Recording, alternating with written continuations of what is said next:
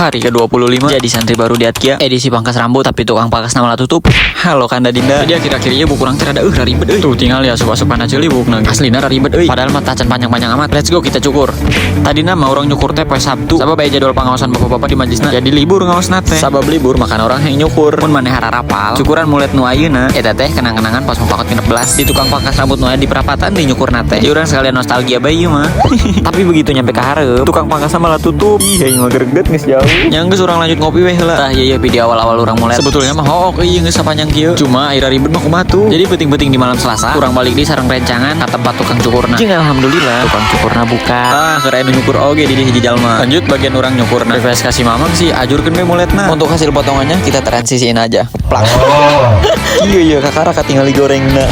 Sebetulnya tadina rek dijin setik euy. Cuma cukur rapih bae heula tuh cukuranna. Iyalah menu MBG di poe Senen kamari. Kadaharanan Donald Trump. Sekian dulu videonya, jangan lupa follow. Bye bye.